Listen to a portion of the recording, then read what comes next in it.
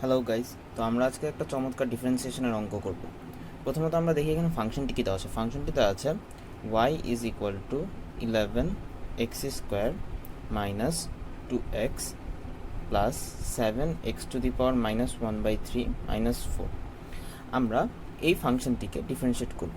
তাহলে আমরা লিখতে পারি ddx of y is equal to ddx of 11x² minus 2x plus 7x⁻⁻³ minus 4।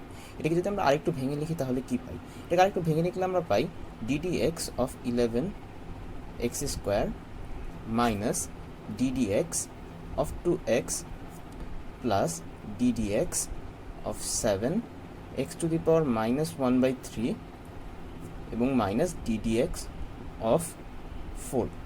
এখন আমাদের জানতে হবে কি সূত্রগুলো জানতে হবে। যে সূত্রটি আমাদের মেইনলি জানতে হবে সেই সূত্রটি হচ্ছে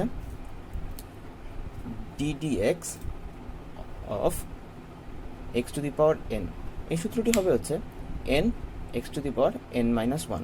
তাহলে যদি আমরা এখান থেকে 11কে বের করে নিয়ে আসি এবং এখানে যদি আমরা x² কে ডিফারেন্সিয়েট করি তাহলে কি আসবে? তাহলে এই উপরের n ইজ ইকুয়াল টু 2 হবে, তাহলে n এখানে চলে আসবে। n চলে আসলে কি হবে? 2 এবং x 2 - 1 মানে n-1।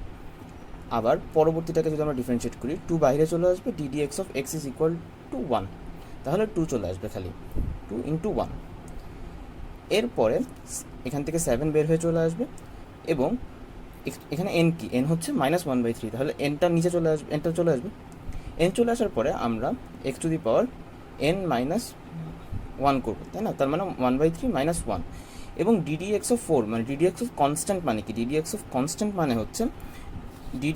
কনস্ট্যান্ট মানে হচ্ছে 0, তাই না? তাহলে এখান থেকে আমরা কি লিখতে পারি?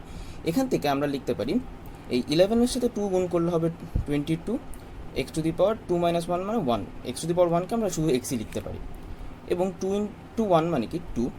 এবং এখানে আমরা কি লিখতে পারি? এইখানে মাইনাসের কারণে এই জায়গাটা আবার মাইনাস হয়ে যাবে এবং 7/3 এবং x⁻1/3কে আমরা এখানে লসাগু করলে লিখতে পারি 3।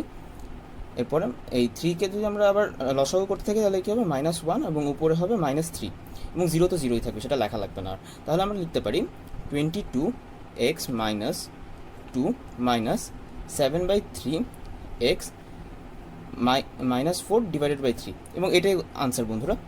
যদি ভালো লেগে থাকে তাহলে ভিডিওটি লাইক করবেন এবং শেয়ার করবেন। ধন্যবাদ।